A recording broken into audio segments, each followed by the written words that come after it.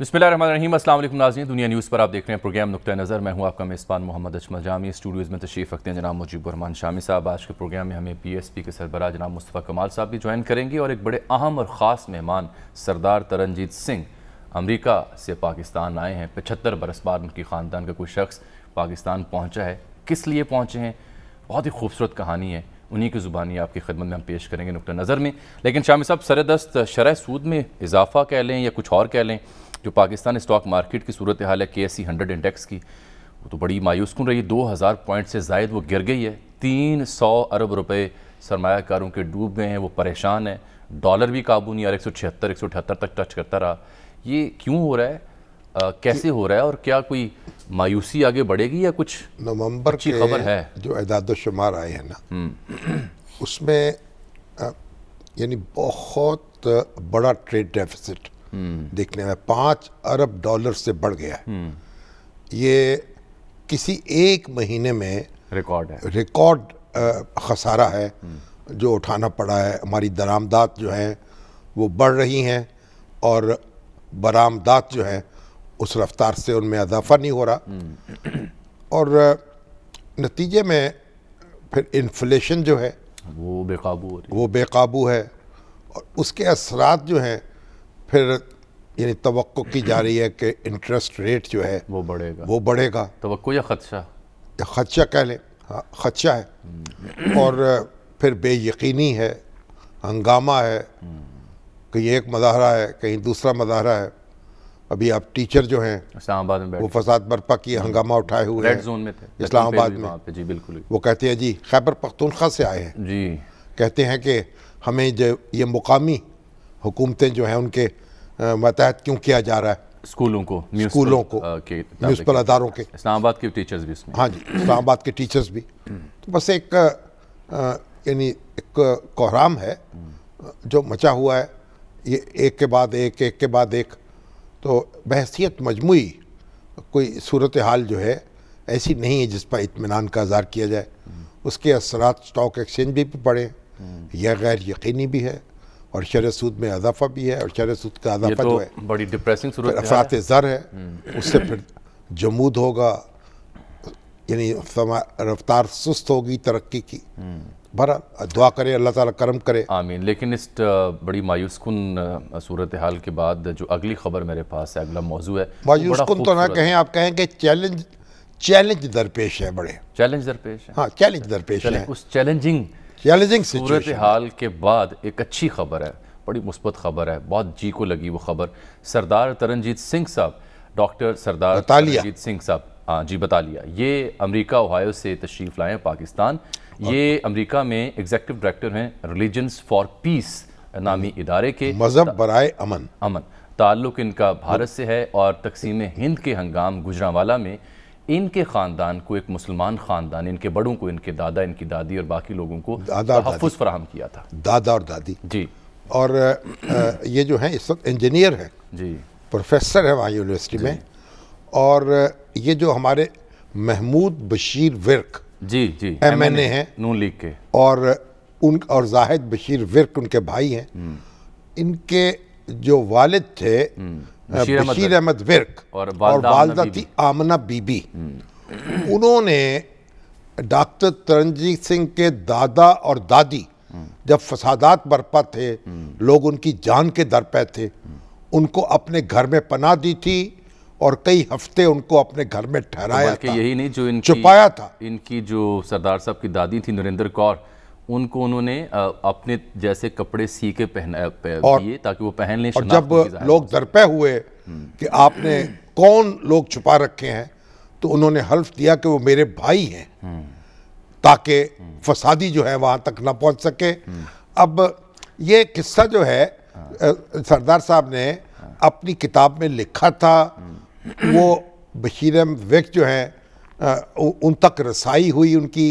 उनके बेटे जो थे महमूद बशीर विर्क, उन्होंने उसे पढ़ा, उनसे राब्ता हुआ, और अब वो यहाँ आए हैं जी, तो उनकी कब्रों पे हाजिर हुए हैं और कदम बोसी की, उनकी कब्रों पे जाके उनको चूमा है, फूल चढ़ाए हैं। ये एक लाजवाब दास्तान, बड़ी अजीब दास्तान है। यानी देखिए جہاں لوگ جو ہیں قتل و غارت کرتے ہیں, انسانیت کو بھول جاتے ہیں, وہاں کچھ ایسے لوگ, وہاں چراغ جلانے والے بھی موجود ہوتے ہیں. ڈاکٹر صاحب کی یہ جو یاترا ہے پاکستان کی, یہ بھی چراغ جلانے کے مترادف, اور انہوں نے آ کے ان کو خراج عقیدت پیش کیا, وہاں گئے پوچھیں ان کے گاؤں میں. ابھی ہمارے ساتھ براہ راست موجود ہیں ڈاکٹر ترنجیت سنگھ جی. سردار جی بہت شکریہ آپ کے وقت کا, دنیا ٹی وی پہ آپ کو ہم ویلکم کرتے ہیں. کیسے آپ کے جذبات تھے جب آپ گجرانوالہ پہنچے, بشیر احمد ورک اور آمنہ بی بی کی قبر پر جب آپ گریوز پر پہنچے, حاضری دی آپ نے, تو کیا فیلنگز تھی آپ کی؟ السلام علیکم جی آپ کے سب ریڈرز کو. جی میں پنجابی چ بولاں گا جی, پنجابی چ بولو, پنجابی بول لو, کوئی غلط نہیں. میں ਉੱਥੇ ਪਹੁੰਚਿਆ ਸੀ ਤੇ ਦੇਖੋ ਜੀ ਜੋ ਉਹਨਾਂ ਦੇ ਬਜ਼ੁਰਗਾਂ ਨੇ ਮੇਰੇ ਬਜ਼ੁਰਗਾਂ ਨੂੰ ਬਚਾ ਕੇ 2 ਮਹੀਨੇ ਲਾਹੌਰ ਵਿੱਚ ਰੱਖਿਆ ਸੀ, ਉਹ ਕਿਸੇ ਵੀ ਅਲਫਾਜ਼ ਦੇ ਨਾਲ ਉਹ ਤੁਸੀਂ ਉਸ ਗੱਲ ਦਾ ਸ਼ੁਕਰੀਆ ਅਦਾ ਨਹੀਂ ਕਰ ਸਕਦੇ. ਠੀਕ ਜੀ ਮੈਂ ਉੱਥੇ ਉਹਨਾਂ ਦੀ ਕਬਰ ਸ਼ੁਕਰੀਆ ਅਦਾ ਨਹੀਂ ਕਰਨ ਗਿਆ ਸੀ, ਕਿਉਂਕਿ ਸ਼ੁਕਰੀਆ ਦਾ ਇਸ ਗੱਲ ਦਾ ਹੋ ਹੀ ਨਹੀਂ ਸਕਦਾ. ਮੈਂ ਤੇ ਉੱਥੇ ਜੀ ਉਹਨਾਂ ਨੂੰ ਇਹ ਜਾ ਕੇ ਦੁਆ ਮੰਗੀ ਸੀ ਜਦੋਂ ਮੈਂ ਉਹਨਾਂ ਦੋਨਾਂ ਦੀ ਕਬਰਾਂ ਨੂੰ ਕਿਸ ਕੀਤਾ ਕਿ ਵੀ ਰੱਬ ਦੁਨੀਆ ਦੇ ਹਰ ਇੱਕ ਬੰਦੇ ਨੂੰ ਉਹਨਾਂ ਵਰਗਾ ਹੀ ਬਣਾਵੇ. ਇਹ ਮੈਂ ਦੁਆ ਕੀਤੀ ਸੀ. ਦੁਨੀਆ ਲੋਕੀ ਕਹਿੰਦੇ ਜੀ ਰੱਬ ਹੈ ਨਾ ਜਿਹੜਾ, ਉਹ ਫਰਿਸ਼ਤੇ ਭੇਜਦਾ ਹੈ ਜਿਹੜੇ ਪਤਾ ਨਹੀਂ ਅਸਮਾਨ ਵਿੱਚ ਰਹਿੰਦੇ ਹੈ. ਨਹੀਂ ਜੀ, ਬਿਲਕੁਲ ਗਲਤ ਗੱਲ ਹੈ. ਫਰਿਸ਼ਤੇ ਇਸ ਦੁਨੀਆ ਤੇ ਹੀ ਰਹਿੰਦੇ ਹੈ, ਉਹ ਤੁਹਾਡੇ ਮੇਰੇ ਵਰਗੇ ਹੀ ਹੈਗੇ ਹੈ, ਲੇਕਿਨ ਉਹਨਾਂ ਜਿਹੜੇ ਕਰਮ ਹੈ, ਜਿਹੜੇ ਕੰਮ ਕਰਦੇ ਹੈ, ਉਹ ਆਮਨਾ ਬੀਬੀ ਤੇ ਅਹਿਮਦ ਬਸ਼ੀਰ ਵਿਰਕ ਵਰਗੇ ਹੈ ਜੀ. ਸਾਡੀ ਫੈਮਿਲੀ ਲਈ ਉਹ ਆਪ ਜਿਹੜੇ ਹੈਗੇ ਹੈ, ਉਹ ਜ਼ਿੰਦਾ ਦਿਲ ਆਪ ਫਰਿਸ਼ਤੇ ਹੀ ਹੁੰਦੇ ਸੀ. ਤੇ ਤੁਹਾਡੇ ਵੱਡਿਆਂ ਨੇ ਤੁਹਾਨੂੰ ਕੀ ਦੱਸਿਆ ਸੀ ਕਿ ਜਦੋਂ 47 ਹੋਈ ਤੇ ਕਿਵੇਂ ਉਹਨਾਂ ਦੀ ਜਾਨ ਬਚਾਈ ਬਸ਼ੀਰ ਅਹਿਮਦ ਵਿਰਕ ਸਾਹਿਬ ਨੇ ਤੇ ਆਮਨਾ ਬੀਬੀ ਜੀ ਨੇ? ਜੀ ਜਦੋਂ ਵੰਡ ਪਈ ਸੀ 1947 ਵਿੱਚ, ਮੇਰੀ ਦਾਦੀ ਜੀ, ਦਾਦਾ ਜੀ ਤੇ ਇੱਕ ਮੇਰਾ ਚਾਚਾ 2.5 ਸਾਲ ਦਾ ਸੀ, ਦੂਜਾ ਸਿਰਫ 2.5 ਮਹੀਨੇ ਦਾ ਸੀ. ਉਹ ਸਾਡੇ ਪਿੰਡ ਬਤਾਲਾ ਝੰਡਾ ਸਿੰਘ ਤੋਂ ਗੁਜਰਾਂਵਾਲਾ ਤੋਂ ਹੁੰਦੇ ਹੋਏ ਲਾਹੌਰ, ਮੇਰੀ ਦਾਦੀ ਨੇ ਦੱਸਿਆ ਸੀ ਕਿ ਮੇਰੇ ਦਾਦਾ ਜੀ ਇੱਕ ਦੋਸਤ ਹੈਗੇ ਸੀ, ਨਾਂ ਜ਼ਰੂਰ ਦੱਸਿਆ ਹੋਣਾ ਉਹਨਾਂ ਨੇ, ਲੇਕਿਨ ਮੈਨੂੰ ਯਾਦ ਨਹੀਂ. ਇੱਥੇ ਜਦੋਂ ਲਾਹੌਰ ਪਹੁੰਚੇ, ਮੇਰੀ ਦਾਦੀ ਕਹਿੰਦੇ ਉਹਨਾਂ ਨੇ ਸਾਡਾ ਬਹੁਤ ਖਿਆਲ ਰੱਖਿਆ ਫੈਮਿਲੀ ਨੇ. 2 ਮਹੀਨੇ ਰਹੇ.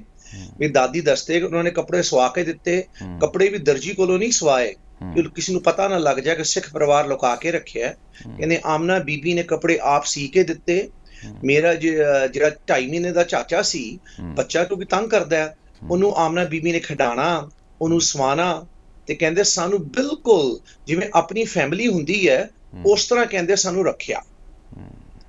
ਫਿਰ ਮੇਰੀ ਦਾਦੀ ਦੱਸਦੀ ਹੈ ਕਿ ਜਦੋਂ ਉਹਨਾਂ ਨੇ ਕਦੀ ਜਾ ਕੇ ਮੁਰਗਾ ਜਾਂ ਮੁਰਗੀ ਲੈ ਕੇ ਆਣਾ ਚਿਕਨ ਬਣਾਉਣ ਨੂੰ, ਤੇ 2 ਲੈ ਕੇ ਆਣੇ, ਇੱਕ ਨੂੰ ਹਲਾਲ ਕਰਨਾ ਤੇ ਇੱਕ ਨੂੰ ਮੇਰੇ ਦਾਦਾ ਜੀ ਨੇ ਝਟਕਾ ਕਰਨਾ, ਤੇ 2 ਅਲੱਗ-ਅਲੱਗ ਭਾਂਡੇ ਵਿੱਚ ਫਿਰ ਮੀਟ ਪਕਦਾ ਸੀ, ਤਾਂ ਕਿ ਸਿੱਖ ਤੇ ਮੁਸਲਮਾਨ ਦਾ ਆਪਸ ਵਿੱਚ ਪਿਆਰ ਮੁਹੱਬਤ ਹੈ ਤੇ ਜਿਹੜੇ ਰਹਿਣ ਸਹਿਣ ਸਾਡੇ ਧਾਰਮਿਕ ਹੈਗੇ ਹੈ ਉਹਨਾਂ ਦਾ ਵੀ ਰਿਸਪੈਕਟ ਹੋਵੇ. ਤੇ ਮੇਰੇ ਦਾਦੀ ਜੀ ਕਹਿੰਦੇ ਨਾ, ਕਿਸੇ ਨੂੰ ਇੱਕ ਵਾਰੀ ਸ਼ੱਕ ਪੈ ਗਿਆ ਕਿ ਇਹਨਾਂ ਦੇ ਘਰ ਕੋਈ ਸਿੱਖ ਫੈਮਿਲੀ ਆਈ ਹੋਈ ਹੈ, ਤੇ ਕਿਸੇ ਨੇ ਜਿਹੜੇ ਮੁੱਲਾ ਸਾਹਿਬ ਹੈਗੇ ਲੋਕਲ ਮਸਜਿਦ ਦੇ, ਉਹਨਾਂ ਨੂੰ ਜਾ ਕੇ ਕਿਹਾ ਕਿ ਵੀ ਤੁਸੀਂ ਸਭ ਪਤਾ ਕਰੋ. ਤੇ ਦਾਦੀ ਜੀ ਕਹਿੰਦੇ ਜਦੋਂ ਮੈਂ ਦਾਦਾ ਜੀ ਦੇ ਦੋਸਤ ਜਦੋਂ ਮਸਜਿਦ ਗਏ ਜੁਮੇ ਵਾਲੇ ਦਿਨ, ਇਹ ਮੁੱਲਾ ਸਾਹਿਬ ਨੇ ਸਾਈਡ ਤੇ ਬੁਲਾ ਕੇ ਇਹਨਾਂ ਨੂੰ ਪੁੱਛਿਆ ਕਿ ਵੀ ਸੁਣਿਆ ਤੁਹਾਡੇ ਕੋਲ ਕੋਈ ਪ੍ਰਾਹੁਣੇ ਆਏ ਹੈ, ਕੌਣ ਆਇਆ ਜੀ? ਉਹ ਕਹਿੰਦੇ ਜੀ ਇਹ ਮੇਰਾ ਭਰਾ, ਉਹਦੀ ਫੈਮਿਲੀ ਆਏ ਹੈ. ਮੁੱਲਾ ਸਾਹਿਬ ਨੇ ਫਿਰ ਉਹਨਾਂ ਨੂੰ ਕਿਹਾ ਤੁਸੀਂ ਕੁਰਾਨ ਸ਼ਰੀਫ ਤੇ ਹੱਥ ਰੱਖ ਕੇ ਸਹੁੰ ਚੁੱਕੋ ਕਿ ਇਹ ਤੁਹਾਡੇ ਭਰਾ ਤੇ ਉਹਦੀ ਫੈਮਿਲੀ ਹੈ. ਉਹਨਾਂ ਨੇ ਸਹੁੰ ਚੁੱਕੀ. ਹੁਣ ਜੀ ਆਲਮੋਸਟ 75 ਸਾਲ ਤੋਂ ਬਾਅਦ ਮੈਂ ਕੌਣ ਹੁੰਦਾ ਕਹਿਣ ਵਾਲੇ ਕਿ ਝੂਠੀ ਸਹੁੰ ਚੁੱਕੀ ਉਹਨਾਂ ਨੇ, ਜਿਨ੍ਹਾਂ ਨੇ ਮੇਰੇ ਦਾਦਾ ਦਾਦੀ ਜੀ ਨੂੰ ਬੜੇ ਪਰਸਨਲ ਰਿਸਕ ਤੇ ਆਪਣੇ ਘਰ ਰੱਖਿਆ 2 ਮਹੀਨੇ. ਹਾਂਜੀ, ਉਹ ਆਪਣਾ ਭਰਾ ਸਮਝ ਕੇ ਰੱਖਿਆ. ਇਸ ਕਰਕੇ ਮੇਰੇ ਬਹੁਤ ਜ਼ਰੂਰੀ ਸੀ ਕਿ ਮੈਂ ਉੱਥੇ ਜਾਵਾਂ. ਇਸ ਗੱਲ ਦਾ ਜਿਵੇਂ ਕਿ ਮੈਂ ਕਦੀ ਵੀ ਇਹਦਾ ਸ਼ੁਕਰੀਆ ਦਾ ਅਦਾ ਨਹੀਂ ਕਰ ਸਕਦਾ, ਸੋ ਮੈਂ ਸ਼ੁਕਰੀਆ ਨਹੀਂ ਕਰਨ ਗਿਆ ਸੀ, ਮੈਂ ਸਿਰਫ ਦੁਆ ਕਰਨ ਗਿਆ ਸੀ ਕਿ ਦੁਨੀਆ ਦੇ ਸਾਰੇ ਲੋਕੀ ਜਿਹੜੇ ਹੈਗੇ ਹੈ ਉਹ ਅਹਿਮਦ ਬਸ਼ੀਰ ਵਿਰਕ ਤੇ ਆਮਨਾ ਬੀਬੀ ਵਰਗੇ ਹੋਣ. ਦੱਸੋ ਸਰਦਾਰ ਸਾਹਿਬ, ਇਹ ਦੱਸੋ ਤੁਸੀਂ ਹੁਣ ਕੀ ਮਹਿਸੂਸ ਕਰਦੇ ਹੋ ਸਿੱਖਾਂ ਦੇ ਵਿੱਚ ਤੇ ਮੁਸਲਮਾਨਾਂ ਦੇ ਵਿੱਚ ਤੇ ਪਾਕਿਸਤਾਨ ਦੇ ਵਿੱਚ ਤੇ ਭਾਰਤ ਦੇ ਵਿੱਚ ਇਹ ਤਾਲੁਕਾਤ ਬਿਹਤਰ ਬਣਾਉਣ ਵਾਸਤੇ ਕੀ ਕੀਤਾ ਜਾ ਸਕਦਾ ਹੈ, ਕੀ ਕਰਨਾ ਚਾਹੀਦਾ ਸਾਨੂੰ? ਜੀ ਸਿੱਖਾਂ ਦੇ ਤੇ ਮੁਸਲਮਾਨਾਂ ਦੇ ਰਿਸ਼ਤੇ ਦੇ ਜਿਹੜੇ ਹੈਗੇ ਹੈ ਜੀ, ਜਦੋਂ ਸਿੱਖ ਧਰਮ ਬਣਿਆ ਸੀ ਉਹ ਬੁਨਿਆਦ ਉਦੋਂ ਹੀ ਗੁਰੂ ਨਾਨਕ ਸਾਹਿਬ ਨੇ ਆਪ ਰੱਖੀ ਸੀ. ਗੁਰੂ ਨਾਨਕ ਸਾਹਿਬ ਨਾਲ ਸਿਰਫ ਇੱਕ ਰਬਾਬੀ ਹੁੰਦੀ ਸੀ, ਭਾਈ ਮਰਦਾਨਾ. ਉਹ ਜਿੱਥੇ ਵੀ ਗੁਰੂ ਸਾਹਿਬ ਦੀ ਪੂਰੀ ਲਾਈਫ ਭਾਈ ਮਰਦਾਨਾ ਉਹਨਾਂ ਦੇ ਨਾਲ ਰਹੇ. ਜਦੋਂ ਉਦਾਸੀਆਂ ਤੇ ਗਏ, ਜਿੱਥੇ ਵੀ ਗਏ ਭਾਈ ਮਰਦਾਨਾ ਨਾਲ ਸੀ। ਗੁਰੂ ਗ੍ਰੰਥ ਸਾਹਿਬ ਵਿੱਚ ਜੀ ਭਾਈ ਮਰਦਾਨਾ ਦਾ ਸ਼ਬਦ ਮੌਜੂਦ ਹੈ। ਫਿਰ ਜਦੋਂ ਗੁਰੂ ਨਾਨਕ ਸਾਹਿਬ ਗੁਰੂ ਗ੍ਰੰਥ ਸਾਹਿਬ ਦੀ ਬਾਣੀ ਲਈ ਇਕੱਠਾ ਕਰ ਰਹੇ ਸੀ ਤੇ ਬਕਾਇਦਾ ਉਹ ਆਪ ਪਾਕਪਤਨ ਗਏ ਗੁਰਦੁਆਰਾ ਨਾਨਕ ਟਿੱਬਾ ਜਾ ਕੇ ਉੱਥੇ ਬਾਬਾ ਫਰੀਦ ਦੀ ਬਾਣੀ ਉਹਨਾਂ ਨੇ ਇਕੱਠੀ ਕੀਤੀ, ਗੁਰੂ ਗ੍ਰੰਥ ਸਾਹਿਬ ਵਿੱਚ ਸ਼ਾਮਲ ਕੀਤੀ, ਗੁਰੂਆਂ ਦੀ ਬਾਣੀ ਦੇ ਨਾਲ ਇੱਕੋ ਪਲੇਟਫਾਰਮ ਤੇ ਰੱਖੀ। ਤੇ ਜੀ ਅਸੀਂ ਬਾਬਾ ਫਰੀਦ ਨੂੰ ਇਹ ਨਹੀਂ ਮੰਨਦੇ ਕਿ ਬਸ ਚੰਗਾ ਬੰਦਾ ਸੀ ਜਾਂ ਸੂਫੀ ਆਦਮੀ ਸੀ। ਸਾਡੇ ਲਈ ਤੇ ਜੀ ਜਿਹੜੀ ਬਾਬਾ ਫਰੀਦ ਦੀ ਬਾਣੀ ਹੈ ਉਹਦੇ ਧੁਰ ਦੀ ਬਾਣੀ ਰੱਬ ਤੋਂ ਆਈ ਸੀ। ਉਹ ਬਾਣੀ ਗੁਰੂ ਸਾਹਿਬਾਨ ਨੂੰ ਵੀ ਆਈ ਸੀ, ਬਾਬਾ ਫਰੀਦ ਨੂੰ ਵੀ ਆਈ ਸੀ। ਸਿੱਧਾ ਧੁਰ ਦੀ ਬਾਣੀ ਅਸੀਂ ਬਿਲੀਵ ਕਰਦੇ ਹਾਂ। ਸਾਡੇ ਲਈ ਬਾਬਾ ਫਰੀਦ ਦਾ ਰੁਤਬਾ ਤੇ ਜੀ ਬਹੁਤ ਉੱਚਾ ਹੈ। ਜਿਵੇਂ ਆਪ ਜੀ ਦਰਸ਼ਕਾਂ ਨੂੰ ਪਤਾ ਹੋਵੇ ਸਾਰਿਆਂ ਨੂੰ ਜੀ ਕਿ ਬਾਬਾ ਫਰੀਦ ਦੀ ਜਿਹੜੀ ਬਾਣੀ ਹੁਣ ਸਰਵਾਈਵ ਕੀਤੀ ਹੈ, ਬਾਬਾ ਫਰੀਦ ਗੰਜੇ ਸ਼ੱਕਰ, ਉਹ ਸਿਰਫ ਗੁਰੂ ਗ੍ਰੰਥ ਸਾਹਿਬ ਦੇ ਅੰਦਰ ਹੀ ਸਰਵਾਈਵ ਕੀਤੀ ਹੈ। ਔਰ ਕਿਤੇ ਉਹਨਾਂ ਦੇ ਜਿਹੜੇ ਓਰੀਜਨਲ ਸ਼ਲੋਕ ਹੈਗੇ ਆ ਉਹ ਸਰਵਾਈਵ ਨਹੀਂ ਕੀਤੇ ਜੀ। ਫਿਰ ਜੀ ਆਪਣਾ ਜੋ ਦਰਬਾਰ ਸਾਹਿਬ ਅੰਮ੍ਰਿਤਸਰ ਦੀ ਨੀਂਹ ਰੱਖੀ ਗਈ ਤੇ 5th ਗੁਰੂ ਸਾਹਿਬ ਨੇ ਆਪਣੇ ਮੀਆਂ ਮੀਰ ਜਿਨ੍ਹਾਂ ਦੀ ਜੀ ਜਿਹੜੀ ਸ਼ਰਾਈਨ ਇੱਥੋਂ ਦੂਰ ਨਹੀਂ ਹੈਗਾ ਜਿੱਥੇ ਮੈਂ ਰਹਿ ਰਿਹਾ, ਉਹਨਾਂ ਨੂੰ ਇਨਵੈਸਟ ਕੀਤੀ। ਤੇ ਜੀ ਸਿੱਖਾਂ ਤੇ ਮੁਸਲਮਾਨ ਦੀ ਜਿਹੜੀ ਦੋਸਤੀ ਹੈ ਨਾ, ਇਹ ਸਿੱਖ ਧਰਮ ਜੋ ਉਹਦਾ ਬਣਿਆ ਨਾ, ਇਹ ਉਦੋਂ ਦੀ ਹੀ ਬੁਨਿਆਦ ਰੱਖੀ ਗਈ ਹੈ। ਔਰ ਸਰਦਾਰ ਜੀ ਸਾਡੀ ਦੁਆ ਹੈ, ਉਮੀਦ ਹੈ ਕਿ ਦੋਸਤੀ ਜਾਰੀ ਰਹੇ, ਇਹ ਦੋਸਤੀ ਜਾਰੀ ਰਹੇ। ਬੜੇ ਔਖੇ ਵੇਲੇ ਆਏ, ਬੜਾ ਇੱਕ ਦੂਜੇ ਨੂੰ ਨੁਕਸਾਨ ਵੀ ਪਹੁੰਚਾਇਆ, ਲੜੇ ਵੀ, ਖੂਨ ਵੀ ਪਿਆ। ਹੁਣ ਸਾਨੂੰ ਪਛਤਾਵਾ ਵੀ ਹੈ। ਹੁਣ ਅੱਗੇ ਕੁਝ ਕਰੀਏ ਤਾਂ ਜਲਦੀ ਨਾਲ ਦੱਸੋ, ਛੇਤੀ ਨਾਲ ਅੱਗੇ ਕੀ ਕਰੀਏ, ਕਿਵੇਂ ਅੱਗੇ ਵਧੀਏ? ਬਿਲਕੁਲ ਜੀ, ਮੈਂ ਦੱਸਦਾ ਜੀ ਇੰਜ ਹੈ ਕਿ ਜੋ ਅਸੀਂ ਆਪਣੇ ਬਜ਼ੁਰਗਾਂ ਨੂੰ ਬਹੁਤ ਪਿਆਰ ਮੁਹੱਬਤ ਕਰਦੇ ਹਾਂ, ਬੜੀ ਇੱਜ਼ਤ ਮਾਨ ਦਿੰਦੇ ਹਾਂ, ਲੇਕਿਨ ਜੀ ਕਲੈਕਟਿਵਲੀ ਜੋ ਹਾਲਾਤ ਪੰਜਾਬ ਦੇ ਸਾਡੇ ਬਜ਼ੁਰਗਾਂ 1947 ਵਿੱਚ ਕੀਤੇ ਸੀ ਉਹ ਸ਼ਰਮਨਾਇਕ ਹੈ ਜੀ। ਜਿਹੜੇ ਕੱਟਬੱਧ ਕੀਤੀ ਹੈ, ਬੇਸ਼ੱਕ ਅੰਗਰੇਜ਼ਾਂ ਨੇ ਸਾਨੂੰ ਕਰਵਾਈ ਹੋਵੇ, ਅਸੀਂ ਮਾਰਿਆ ਕੱਟਿਆ ਤੇ ਅਸੀਂ ਆਪ ਹੀ ਹੈ ਨਾ। ਪਹਿਲੇ ਤੇ ਅਸੀਂ ਓਨਰਸ਼ਿਪ ਲਈਏ ਉਹਦੀ, ਜੋ ਅਸੀਂ ਕੀਤਾ ਗਲਤ ਕੀਤਾ ਸਾਡੇ ਬਜ਼ੁਰਗਾਂ ਨੇ। ਫਿਰ ਅਸੀਂ ਪਿਆਰ ਮੁਹੱਬਤ ਦੇ ਨਾਲ ਪਿਆਰ ਮੁਹੱਬਤ ਵਧਾਈਏ। ਤੇ ਜੀ ਉੱਥੇ ਫਿਰ ਮੈਂ ਬਾਬਾ ਫਰੀਦ ਦਾ ਐਗਜ਼ਾਮਪਲ ਦਵਾਂਗਾ। ਕਹਿੰਦੇ ਇੱਕ ਵਾਰੀ ਕਿਸੇ ਬਾਬਾ ਫਰੀਦ ਨੂੰ ਕੈਂਚੀ ਦਿੱਤੀ। ਬਾਬਾ ਫਰੀਦ ਕਹਿੰਦੇ ਮੈਨੂੰ ਕੈਂਚੀ ਨਹੀਂ ਚਾਹੀਦੀ, ਮੈਨੂੰ ਸੂਈ ਧਾਗਾ ਚਾਹੀਦਾ ਹੈ। ਕੈਂਚੀ ਨਾਲ ਦੁਨੀਆ ਕੱਟਦੇ ਆ। ਕਹਿੰਦੇ ਅਸੀਂ ਦੁਨੀਆ 'ਚ ਆਏ ਆ ਤਾਂ ਕਿ ਦੁਨੀਆ ਨੂੰ ਜੋੜੀਏ। ਇਹ ਸਾਡਾ ਫਿਊਚਰ ਹੈ, ਪਿਆਰ ਮੁਹੱਬਤ ਦੇ ਸੂਈ ਧਾਗੇ ਨਾਲ दुनिया जोड़िए। बहुत बहुत शुक्रिया जनाब तरनजीत सिंह जी, आपकी कहानी जो है बिल्कुल एक मिसाल है और लाजवाल दास्तान है। काश सर मुझ जैसों को भी मौका मिले कि मैं भी अपने बुज़ुर्गों की जन्मभूमि देखने जम्मू जा सकूं। सरदार जी तो अमरीकी शहरी हैं, पाकिस्तान आ गए, लेकिन हमें जम्मू नहीं जाने देती भारत की सरकार। हमें आप तो जम्मू की बात कर रहे हैं, आपको होशियारपुर, हम तो होशियारपुर नहीं जा सके, शाम 84 नहीं जा सके, शाम 84 नहीं आप जा सके। और एक वक्त ऐसा आएगा कि कुछ दोनों मुल्क जो है वो इंसानियत का जामा पहनेंगे और अपने जो बाहें जो हैं कुशादा करेंगे, माजी की गलतियों से सबक सीखेंगे। इसके अलावा चारा नहीं आगे बढ़ने। हमसाए जो हैं, आप हमसाए नहीं बदल सकते, बिल्कुल ठीक, दोस्त बदल सकते हैं, हमसाए नहीं बदल सकते। बहरहाल बड़ी लाजवाल दास्तान है सर, बड़ी दिलचस्प और बड़ी जज्बाती दास्तान है। बहुत शुक्रिया सरदार जी, जिंदाबाद।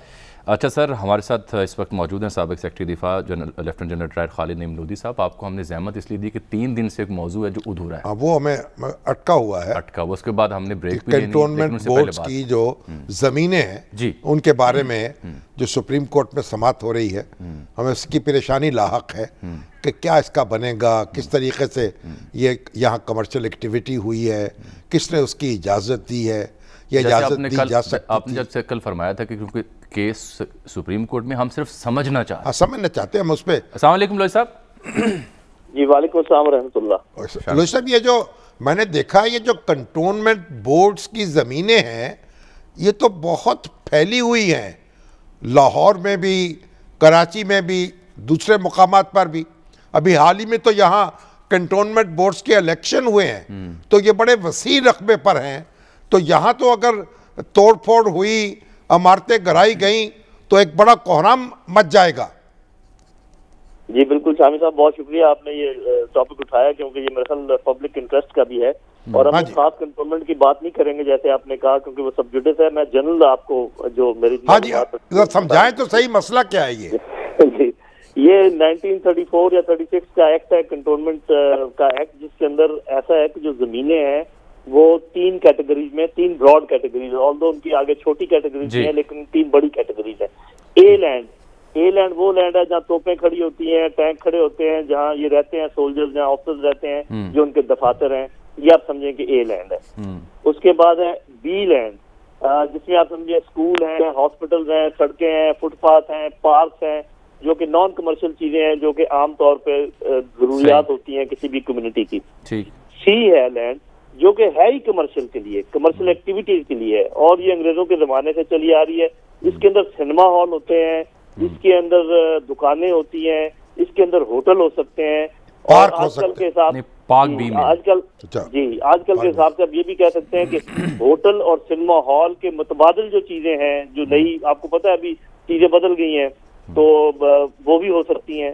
تو اس لحاظ سے یہ بالکل لیجیٹیمیٹلی اسی کام کے لیے آپ یہ دیکھیے نا شامی صاحب کہ جہاں پر 50,000 سے 75,000 لوگ رہ رہے ہوں, کیا وہ ڈبل روٹی اور انڈے لینے کے لیے چھاؤنی سے باہر جائیں گے؟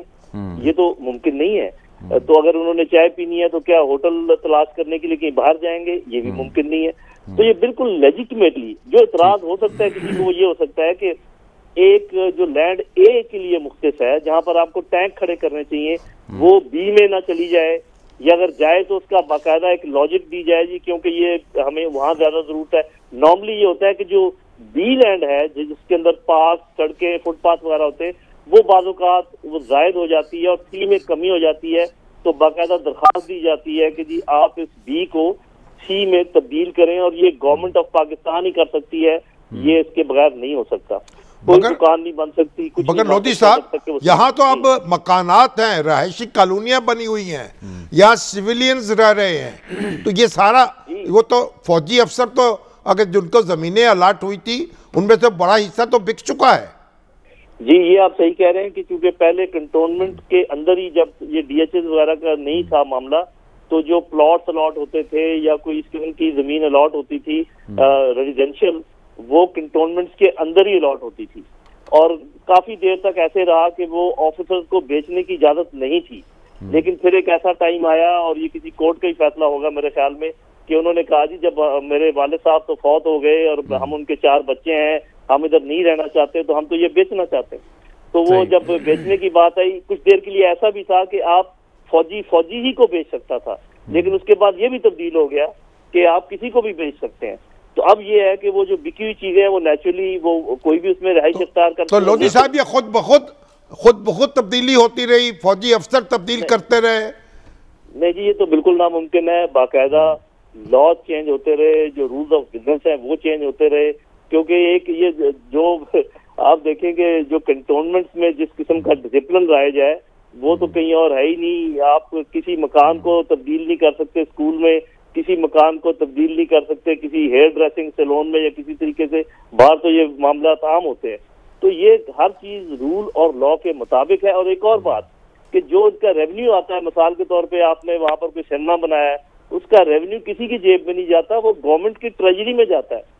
اور اگر کوئی ویلفیئر کا پروجیکٹ ہے تو وہ سپاہیوں اور جے سی اوز کی ویلفیئر کے لیے جاتا ہے. تو یہ ساری چیزیں میرا خیال کسی وکیل کو کھڑے ہو کے اچھے طریقے سے بتانے کی ضرورت ہے. مجھے یقین ہے کہ کورٹس اس بات کو آرام سے سمجھ جائیں گی. بہت بہت شکریہ جناب خالد نعیم لودھی صاحب.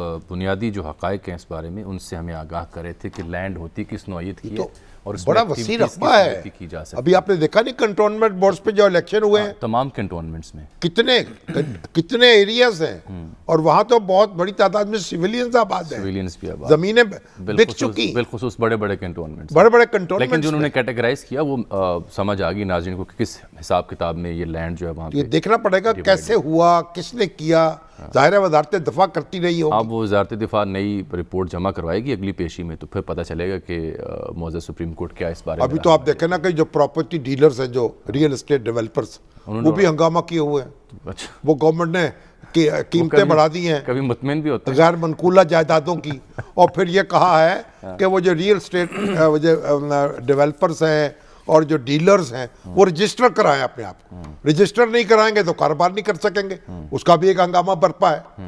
تو ایک جگہ جگہ جو ہے بس ایک آگ سی لگی ہوئی ہے, یک طرفہ فیصلے ہیں. لوگوں کو بلا کے مشاورت کر کے کوئی راستہ نکالنا چاہیے. بالکل ٹھیک ناظرین، یہاں پروگرام میں ایک بریک کا وقت ہوا چاہتا ہے، بریک کے بعد واپس آتے ہیں. تو جو پنجاب کا بلدیاتی ایکٹ ہے اس پر کافی کو تحفظات ہیں، ڈیڈ لاک بدستور برقرار ہے، اور سندھ میں جو سندھ کا نیا بلدیاتی نظام ہے اس پر پی ایس پی متحدہ جماعت اسلامی یک زبان ہے، انہیں بھی شدید تحفظات ہیں. مصطفیٰ کمال صاحب پی ایس پی کے سربراہ ہمارے ساتھ پروگرام میں شریک گفتگو ہوں گے. پروگرام کے اگلے حصے میں ان سے ہم جانیں گے کہ ان کو کیا تحفظات ہیں سندھ کے نئے بلدیاتی نظام کے حوالے سے. ہمارے ساتھ جڑے رہیں، ایک بریک کے بعد حاضر ہوتے ہیں. ویلکم بیک ناظرین. ہم بریک سے پہلے کنٹونمنٹ اراضی کیس کے بارے میں بات کر رہے تھے. بنیادی جو معلومات ہیں وہ سابق سیکرٹری ڈیفنس چینل خالد نعیم لودھی صاحب فراہم کر رہے تھے کہ صورتحال ہوتی کیا ہے. تو مزید ڈیٹیلز بھی ہمارے ساتھ پہنچی. کیس کو جب فالو کیا 4 ہفتے دے دیے جنہوں نے کہ رپورٹ جمع کرانے کے لیے، اور پھر یہ کہ جو جس حد تک کمرشل سرگرمی ہیں اس پہ جواب میں یہ بتایا گیا تھا کہ دیکھیں شہداء کی کفالت کے لیے بھی کچھ ایسی سرگرمی اور اپنا نظم و نسق چلانے کے لیے کی جاتی ہیں، اور سرکار سے اس سلسلے میں جو بھی کمرشل ایکٹیویٹی کی جاتی ہے کوئی پیسہ نہیں لیا جاتا. اور 2019 کے بعد کوئی بھی ایسی 2019 کو کورٹ کا آرڈر آیا تھا، اور ہمارے جو ذرائع بتا رہے ہیں کہ 2019 کے بعد کوئی سٹیٹس کسی زمین کا تبدیل نہیں پورے ملک میں جہاں بھی کوئی کنسٹرکشن نہیں ہوئی. لیکن طاہر بشارت چیمہ صاحب کا بھی مجھے فون آیا تھا.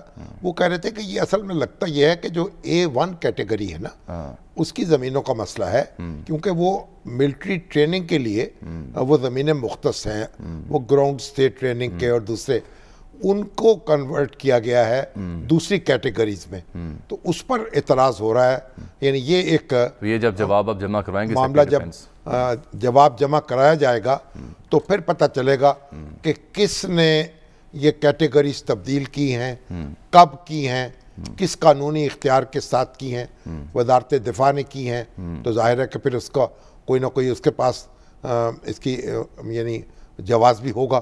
تو یہ ساری چیزیں واضح ہوں گی. اچھا سر، یہ پنجاب کے بلدیاتی ایکٹ کی ہم نے کل بھی بات کی تھی، آج بھی کرنی ہے، اور پھر سندھ کا جو نیا بلدیاتی نظام ہے اس میں مصطفیٰ کمال صاحب تھوڑی دیر بعد تشریف لا رہے ہیں، ان سے بھی ہم بات تفصیل سے کریں گے.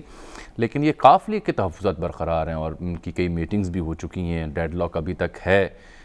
وزراء نے جو اتحادی جماعت کے تحفظات وزیر اعظم کی خدمت میں پیش کیے ہیں، لیکن ساتھ عثمان بزدار صاحب نے اس بلدیاتی نظام میں ایک اور تبدیلی بھی کی ہے کہ جو نچلی سطح پر بھی اب یہ جو انتخابات ہیں یہ جماعتی بنیادوں پر کرانے کا اعلان کیا ہے. مسودہ قانون میں تبدیلی کی منظوری دی عثمان بزدار صاحب نے.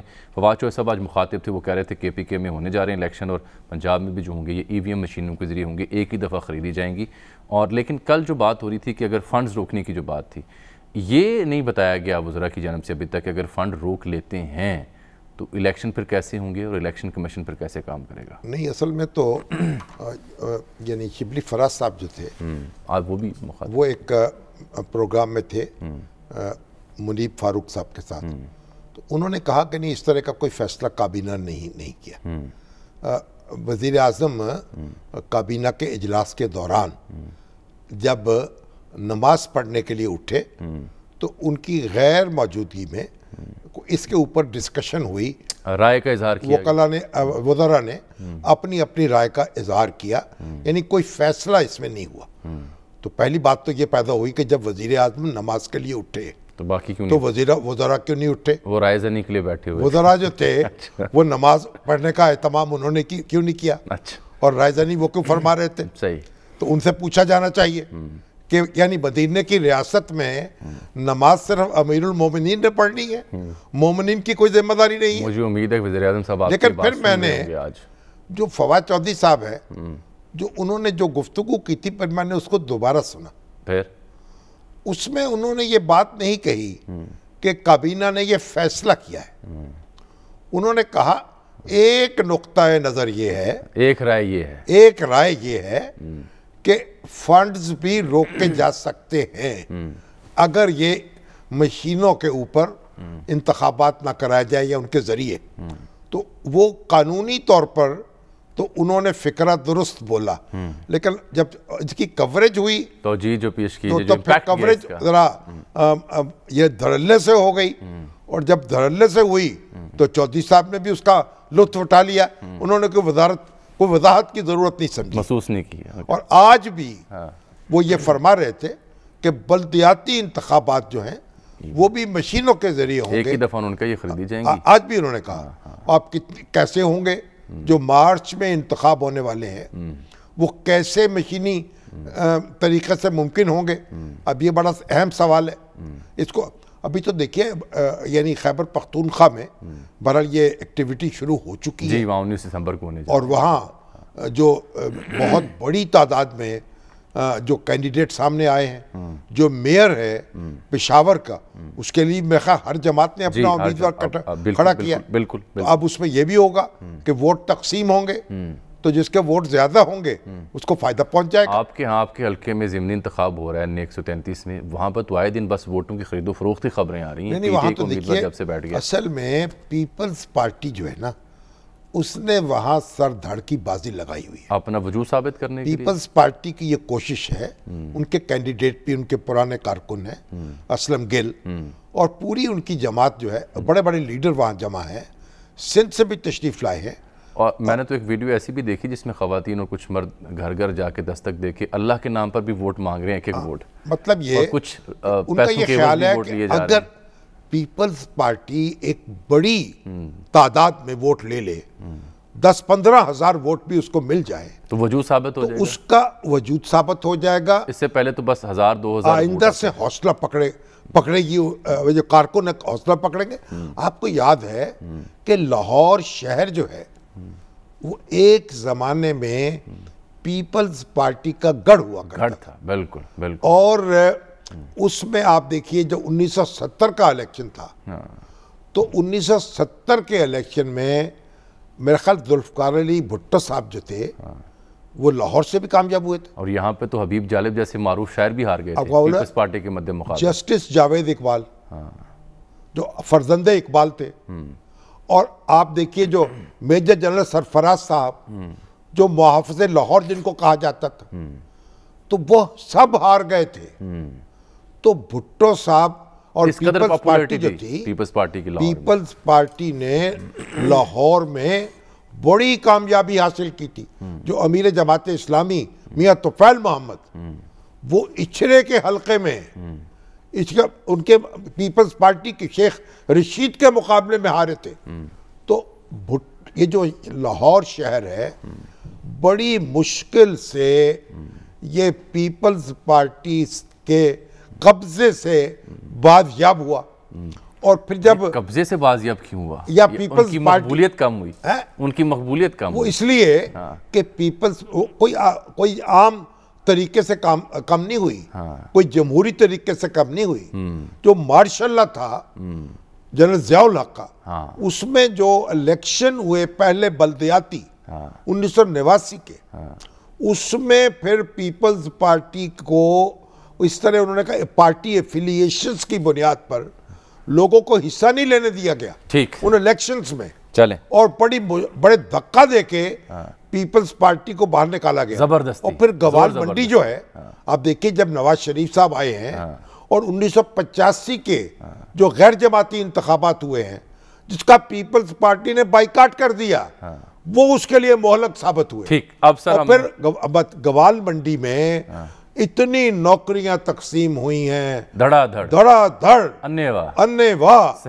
اور پھر وہ گوال منڈی وہ نواز شریف صاحب کا گڑھ بن گیا، مسلم لیگ نون کا گڑھ بن گیا. اچھا سر، یہ تو تاریخ ہے، کسی اور روز بھی کہ واقعات ہیں دلچسپ جو صفحے الٹتے پلٹتے رہتے ہیں. دلچسپ. اور اب لاہور جو ہے وہ کھڑا ہوا ہے نواز شریف صاحب کے ساتھ. اور آپ دیکھنا ہے پیپلز پارٹی کو تھوڑی سی حوصلہ افزائی اگر ہو جائے تو اچھی بات ہے، بری بات کیا ہے. چلیں یہ کہیں یہ نہ آ جائے کہ ہم کسی کو سپورٹ کر رہے ہیں. اچھا جی، جناب مصطفیٰ کمال صاحب تشریف لے آئے، آپ پی ایس پی کے سربراہ ہیں اور کراچی کے میئر رہ چکی ہیں، ناظم رہ چکی ہیں. ان کو اس حوالے سے بڑا ناظم میئر تو ناظم تو بڑا ٹھسے دار شخصیت تھی. مصطفیٰ صاحب بہت شکریہ آپ کے وقت کا. سندھ کے نئے بلدیاتی نظام پر آپ کو بھی تحفظات ہیں اور جماعت اسلامی کو بھی اور متحدہ کو بھی.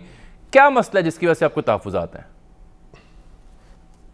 2013 میں پہلا جو ہے وہ انہوں نے بل پاس کر کے ایکٹ بنایا لوکل گورنمنٹ آرڈیننس کا. اس میں بہت سارے اختیارات چھین لیے اور ایون کہ پانی اور سیوریج کے کا جو انچارج تھا وہ وزیر اعلیٰ تھا اور ایک ماسٹر پلان ڈپارٹمنٹ ہوتا تھا. اس ماسٹر پلان ڈپارٹمنٹ کو ختم کر کے جو بلڈنگ کنٹرول اتھارٹی تھی اس کے انڈر میں دے دیا گیا جس کی وہ چوری روکا کرتا. اب کیا کیا انہوں نے 2021 میں کہ جو parent departments by birth city district governments کی پراپرٹیز تھیں جس میں ایجوکیشن اور ہیلتھ کے انسٹیٹیوٹس تھے بہت سارے، وہ بڑے بڑے ہاسپٹلز یہ سٹی گورنمنٹ اپنی 70 سالوں سے چلا رہی ہے، اور کبھی بھی اس میں زمین سٹی گورنمنٹ کی، اسٹرکچر سٹی گورنمنٹ کا، امپلائی سٹی گورنمنٹ کے، اور ایون کے کالجز، وہ سب کچھ انہوں نے یک جنبش قلم لے لیا ہے واپس اس نئے ایکٹ میں۔ دوسرے انہوں نے یہ کر دیا کہ جو ریونیو کے کچھ وینیوز اور تھے، اس ریونیو کے وینیوز کو بھی پروونشل گورنمنٹ کے انڈر میں لے لیا۔ تیسری بات انہوں نے اس میں کی ہے خطرناک والی، وہ یہ کہ یہ جو میئر بنتا ہے کاؤنسل میں، یونین کاؤنسل کی اسمبلی میں، وہ شو آف ہینڈ کے ذریعے بنا کرتا تھا پہلے، اب انہوں نے اس کو کر دیا سیکرٹ بیلٹنگ پہ، اور اس کی یہ شرط بھی ختم کر دی ہے کہ وہ میئر جو ہوگا اس کو یو سی ناظم یا الیکشن لڑنے کی، کونسلر بننے کی ضرورت نہیں ہے، کوئی ایک عام آدمی واک ان کرے اور وہ وہاں پہ ووٹ لے لے، وہ میئر بن جائے گا۔ یہ جو شو آف ہینڈ والی بات ہے، آپ کو پتہ ہے اس ملک میں سینیٹرز بکتے ہیں، آپ کو پتہ ہے اس ملک میں ایم این ایز اور ایم پی ایز بکتے ہیں، تو اس شہر میں یو سی ناظمین اور کونسلرز خریدنا کون سی بڑی بات ہے؟ تو کل نو بڈی شوڈ بی سرپرائزڈ اگر یہ بل ہو جاتا ہے منظور اور یہ ایکٹ بن جاتا ہے، تو ایک پارٹی جو کہ الیکشن لڑی ہی نہیں یا جیتی نہیں، اس کا میئر پیسوں سے منتخب ہو سکتا ہے اس شہر میں۔ مصطفیٰ کمال صاحب یہاں، مصطفیٰ کمال صاحب یہاں جو پی ٹی آئی نے جو پنجاب میں جو قانون انٹروڈیوس کروایا ہے، اس میں تو میئر کا الیکشن براہ راست ہوگا، لوگ براہ راست اس کو الیکٹ کر سکیں گے، اور یہاں پیپلز پارٹی جو ہے اس سیکرٹ بیلٹ سے یہ کام کر رہی ہے۔ تو آپ یہ مجھے بتائیں کہ پھر آپ عدالت میں تو چلے گئے ہیں، آپ کو توقع ہے کہ وہاں سے آپ کو کچھ غور مقصود حاصل ہوگا، یا پھر سڑکوں پہ آ کر احتجاج کرنا پڑے گا؟ ہم دونوں جگہوں پہ چلے گئے ہیں، ہم نے ابھی احتجاج اپنا شروع کر دیا سڑکوں پر، لیکن ہم نے اس کو بڑا مائلڈ رکھا ہے، ہم ابھی کوئی قانون ہاتھ میں نہیں لے رہے، اور ہم اپنی بات بتا رہے ہیں، اور ساتھ ساتھ ہم جو ہے وہ چلے گئے ہیں کورٹ میں بھی۔ اور میں دیکھیے اس میں شامی صاحب ایسا ہے کہ یہ قانون اور سندھ کے لوگوں کی زندگی ایک ساتھ نہیں چل سکتی، سیاست اور یہ قانون ایک ساتھ نہیں چل سکتا، یہ بالکل یہ کیٹیگورک میں آپ کو کہہ رہا ہوں۔ تو اگر ہمیں ریلیف نہیں ملا عدالتوں سے، تو ہم جو ہے وہ ہر وہ طریقہ کار اپنائیں گے جس سے اس بل کو روکا جا سکے، کیونکہ میں اس کو ملک دشمنی سمجھتا ہوں، میں اس کو کراچی میں دوبارہ دہشت گرد بنانے کی فیکٹری سمجھتا ہوں، اور میں سمجھتا ہوں کہ آئندہ آنے والے دنوں میں پھر یہاں پر را انوالو ہوگی، وہ لوگوں کی محرومیوں سے فائدہ اٹھائے گی، اور کل کو پھر کوئی بندوق لے کر ان کو گرفتار کرنے، لاپتہ کرنے آ جائے گا۔ میں کہہ رہا ہوں کہ جو آج یہ پیپلز پارٹی کل کے دہشت گرد آج پیدا کر رہی ہے، اس کو روکنے والا کوئی بنے، تو میں بالکل کیٹیگورک آپ کو کہہ رہا ہوں کہ یہ والا کام ہو نہیں سکتا کہ یہ بل بھی منظور ہو جائے۔ دیکھیے لوکل گورنمنٹ کیوں ہوتے ہیں دنیا بھر میں؟ اس لیے ہوتے ہیں کہ جو آپ پارلیمنٹ بناتے ہیں، نیشنل اسمبلی اور پروونشل اسمبلی، وہاں پر میجورٹی جو اس کمیونٹی کی میجورٹی ہوتی ہے وہ پہنچتی ہے، کوئی زبان کی بنیاد پر، کوئی مسلک کی بنیاد پر، کوئی مذہب کی بنیاد پر، وہ جو مائنورٹیز کا طبقہ رہتا ہے، جو کم تعداد والے لوگ رہتے ہیں، ان کو سینس آف پارٹیسپیشن آپ کیسے دیں گے؟ وہ تو ایم پی ایم این اے نہیں بن سکتے، وہ وزیر اعلیٰ نہیں بن سکتے، وزیر اعظم نہیں بن سکتے۔ اس کے لیے دنیا بھر میں لوکل گورنمنٹ کا نظام ہے کہ آپ اپنا کونسلر بنا لیں اور اپنی بیسک نیسیسٹیز کی حق حکمرانی آپ کو مل جائے۔ سندھ کی اگر آپ مثال دیکھیں تو سارے وزیر اعلیٰ انٹیریئر سندھ سے آتے ہیں، دیٹ مینس کہ کراچی سے تعلق رکھنے والا مہاجر پختون سندھی بلوچ وہ تو کبھی بھی جو ہے وہ وزیر اعلیٰ کی سیٹ پر نہیں آ پائے گا، تو ان کو لوکل کونسلر آپ بنا دیتے تھے، یو سی ناظم بنا دیتے تھے کہ وہ اپنی کم سے کم چھوٹی 2-4 نوکریاں ہو جاتی تھی، ان کی اپنی گلی کے معاملات دیکھ لیتے تھے۔ یہ پیپلز پارٹی پچھلے 13 سالوں سے جس کو 10,242 ارب روپے سندھ میں ملے ہیں، کراچی کو انہوں نے تباہ برباد کر دیا۔ یہاں پر 70 لاکھ بچے اسکولوں سے باہر ہیں سندھ کے اندر، 2300 ارب روپے خرچ کرنے کے بعد سندھ میں جو ہے وہ کتے لوٹ رہے ہیں۔ مصطفیٰ کمال صاحب آپ کا رابطہ ہوا ہے شہباز شریف صاحب سے، آج ان کا رابطہ جماعت اسلامی سے رابطہ ہوا ہے، شہباز شریف صاحب سے رابطہ ہوا ہے، تو کیا متحدہ محاذ بھی بنا سکتے ہیں آپ اس کے لیے یہاں کراچی میں؟ شامی صاحب ایسا ہے کہ اس ایک پوائنٹ پر میں سب سے بات کر رہا ہوں اور اس کو سیاست سے بالاتر رکھ کر ہم بات کر رہے ہیں۔ ہمارے سب سے اختلافات ہو سکتے ہوں گے، ہیں، آئندہ بھی ہوں گے، اس والی بات پر یہ سیاست نہیں ہے، یہ پوائنٹ اسکورنگ نہیں ہے۔ میں چاہتا ہوں کہ میں سب کو اپنی بات بتاؤں، سب کی بات سنوں، اور ملک کے خلاف ہونے والے اس کام سے پیپلز پارٹی کو روکا جائے۔ اس حوالے سے میں نے بالکل میری سراج الحق صاحب سے بات ہوئی ہے جماعت اسلامی کے، میری جو ہے وہ یہاں پر چودھری صاحب سے بھی بات ہوئی ہے، میری شہباز شریف صاحب سے بھی بات ہوئی ہے۔ ٹھیک، تو آپ کیا چلیں شام صاحب اب وقت ختم ہو گیا، تھوڑا تاخیر سے آج ہمیں آپ ملے۔ مصطفیٰ بھائی تو انشاءاللہ آنے والے ہفتے دوبارہ اس موضوع پر آپ سے ہم تفصیل سے بات کریں گے کہ آپ کا مشترکہ طور پر کیا لائحہ عمل بنتا ہے. انفارچونیٹلی آج تاخیر سے آپ سے رابطہ ہوا اور وقت پروگرام کا میرا ختم ہو گیا, بات ادھوری ہے, لیکن انشاءاللہ اگلے ہفتے اس پر تفصیل سے بات ہوگی. آپ کا بہت شکریہ سر. سر جی, یہ جاتے جاتے مرتضیٰ سولنگی صاحب کا ایک میسج آیا جنہوں نے فرمایا کہ سینئر صحافی ہیں کہ تب جس دور کی پیپلز پارٹی کا آپ ذکر کر رہے تھے, تب پیپلز پارٹی کی پنجاب میں 180 میں سے 113 نشستیں تھیں, دولتانہ مسلم لیگ کی 15 تھیں, اور سندھ میں 60 کے ایوان میں سے پیپلز پارٹی کے پاس 28 نشستیں تھیں. یعنی اس وقت پیپلز پارٹی پنجاب کی جماعت تھی, اور ذوالفقار علی بھٹو صاحب جو ہیں پنجاب کے وزیر اعظم تھے. اور یہ غور کرنا ہوگا پیپلز پارٹی کو کہ فطری یا غیر فطری جس طریقے سے بھی پنجاب میں اس کی مقبولیت کم ہوئی, تو غیر فطری کو تو چھوڑ دیں, فطری اصلاحات نہیں لا سکی پیپلز پارٹی جن کی توقع تھی لوگوں کو. بالکل 12 ایکڑ ملیں گے, وہ 12 ایکڑ نہیں مل سکے. چلیں وقت ختم, ایک بریک یہاں پہ. ناظرین اس کے ساتھ ہی آج کے پروگرام کا وقت یہاں ختم ہوتا ہے. آپ سے ملاقات اگلے ہفتے, تب تک کے لیے اجازت, اللہ حافظ.